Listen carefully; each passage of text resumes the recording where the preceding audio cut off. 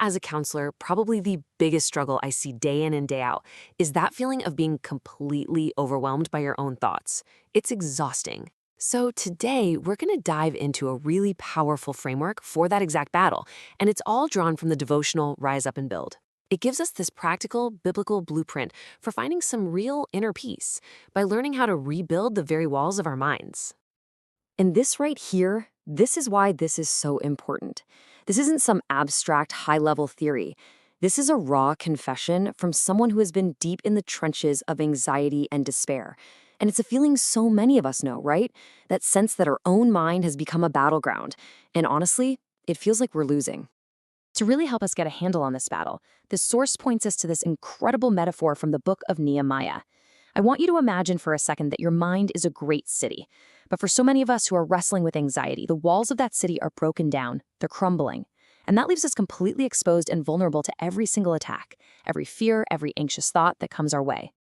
So, what's actually breaking down these walls? Well, the devotional calls it the pit of voices. And think about that name. It's not just one singular enemy.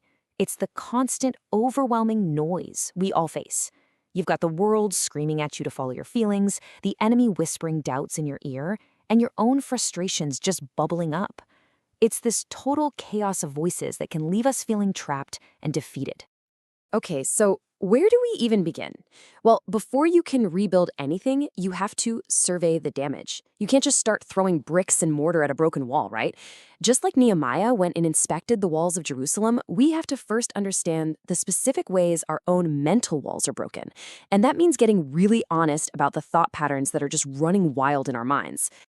I absolutely love this analogy the source uses. Think of your brain like a dense forest, and your thoughts, they're the trails running through it.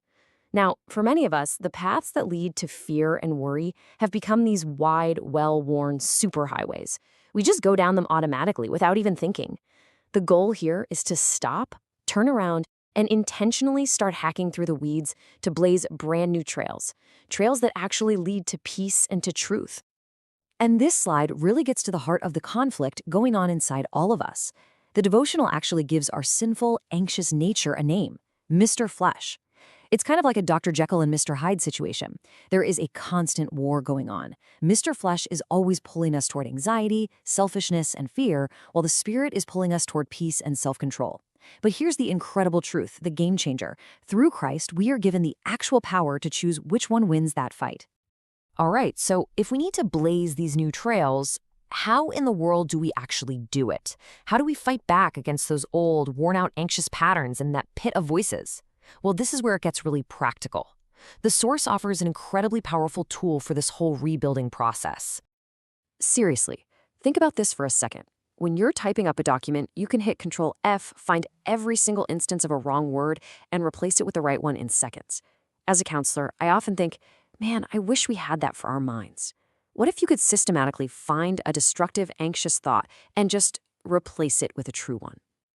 Well, guess what? The Bible gives us exactly that blueprint in Philippians 4, verse 8, and it's a super simple three-step process.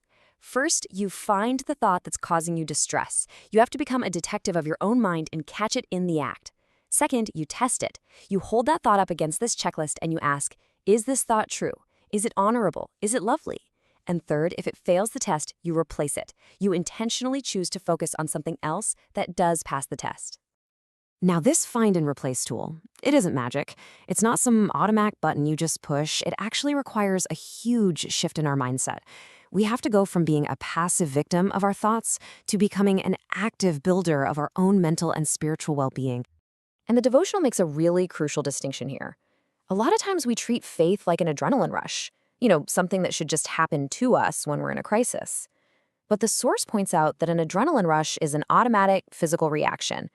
Activating your faith, that is a conscious choice that you do. It's a deliberate, intentional action that takes effort. So, what does this action plan actually look like? Well, it means stocking your mental arsenal by studying and memorizing God's promises so you actually have truth ready to go when the lies attack. It means being a sentry on the wall of your mind, ready to test any thought that tries to get in. It means making that hard choice, sometimes minute by minute, to say, no, I'm not giving in to this fear. And ultimately, it means surrendering your desire for control over to God. And this brings us to our final and maybe most crucial point. Once that wall is rebuilt, the work isn't over. No way. In fact, in a lot of ways, it's really just beginning, because that new wall of peace, it has to be guarded vigilantly. So who should stand guard? This is where biblical wisdom really clashes with popular culture. You hear it everywhere, right? Just follow your heart. Well, as these verses make crystal clear, our own hearts and our feelings are not reliable guides. The Bible says trusting your own heart is a fool's errand. And why? Because our feelings can and they do lie to us. They can't be the ultimate guard of our peace. So we're going to end with this critical question for you to take away.